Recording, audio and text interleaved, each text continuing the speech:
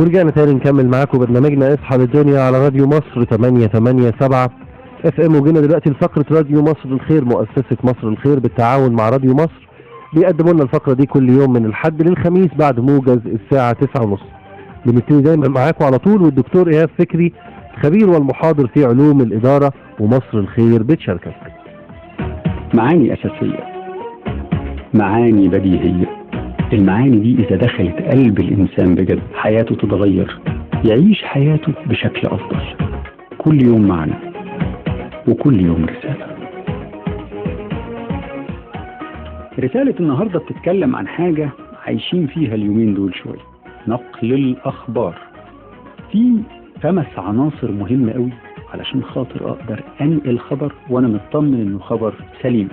مكان، تاريخ، توقيت، هوية، صورة إجمالية. شوف المحاضرة كده نحاول نغنيهم للناس. مكان، تاريخ، صورة إجمالية. حاول تحفظه. مكان، تاريخ، توقيت، هوية، صورة إجمالية.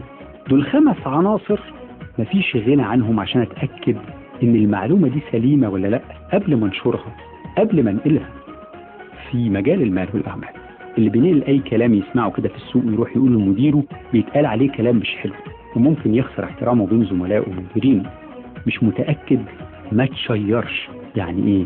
يعني واحد مثلا قاعد على النت لقى فيديو بيعرض حادثة معينة على الفيسبوك، يشير. يعني ايه؟ يعني دوس على شير، شارك، يخلي الناس كلها تشوفه. طب اتأكد يعني. اتأكد ازاي؟ متأكد من المكان اللي حصلت فيه الحادثة دي، مش يمكن كانت في بلد تانية غير بلدك.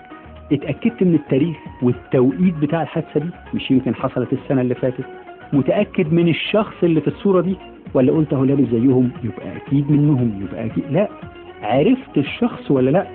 واخر حاجة عرفت الصورة الاجمالية للموقف ده. مش يمكن لو شفت اللي حصل قبل كده ب5 دقايق او بعد كده ب5 دقايق الصورة كلها تختلف. ايوه، يبقى مش متأكد ما تشيرش. اتأكد ازاي؟ مكان، تاريخ، توقيت، هوية، صورة اجمالية. كده انت متأكد. ولو مش متأكد ما تشيرش. كل يوم معنا وكل يوم رسالة. فكري، شكرا، ونتقابل الرسالة الجاية إن شاء الله.